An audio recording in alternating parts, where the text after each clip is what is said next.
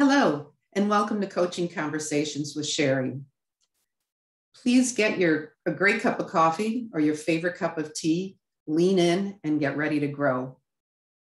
With 48% of the American working public reporting that they are actively job hunting or open to other opportunities, and the employee engagement rate falling to 28%, we have a problem. But it's not a problem of the moment. It's a problem that has been festering for years and years. People are discontent. They are not happy with the relationship that they have with their employers. They want a say in how they work, where they work. They want compensation that is competitive and fair, and flexibility to integrate their lives with their work. We have been getting feedback for years and years on improvements that we can make in our organizations to not only attract, but to keep people. But we actually haven't been listening, or we haven't been listening enough.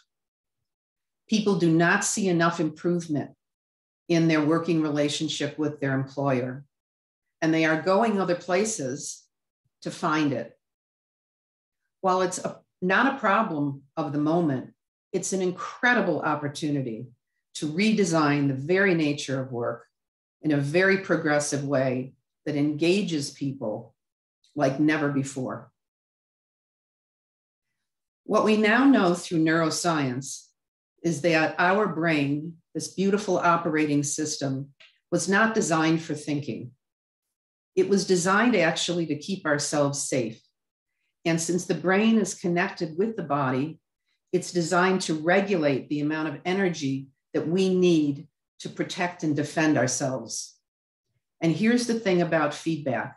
No matter how we've designed it, no matter what we've called it, no matter how much coaching we have provided along with it, feedback creates a defensive reaction in the other party. So something needs to change. And I would assert that the collective brain of an organization, those people who decide what will change and improve when they hear feedback from their employees, are also having a defensive reaction, or they are mired in old ways of thinking about what work can be. But the pandemic has changed that.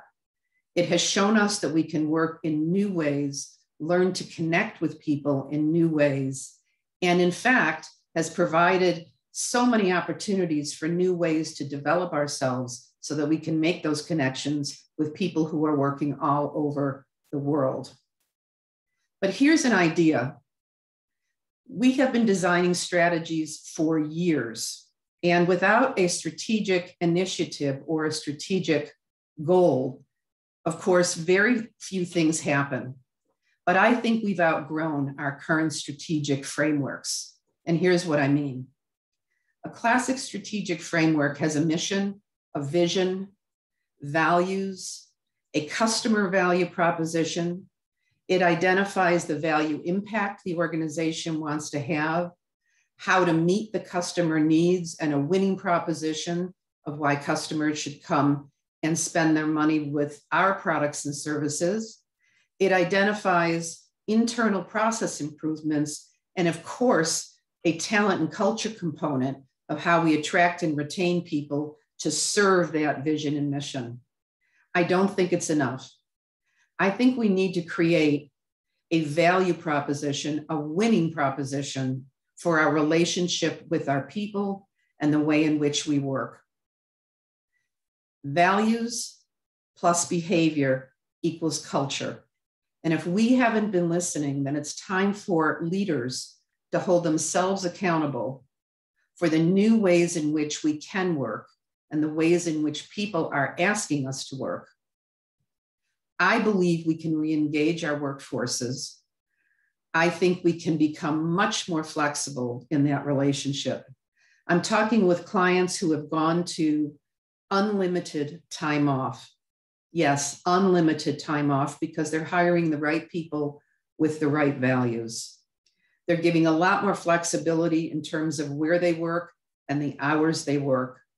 They're providing more of the healthcare cost so that people who are working for them and their families have the health care and access to health care that they need.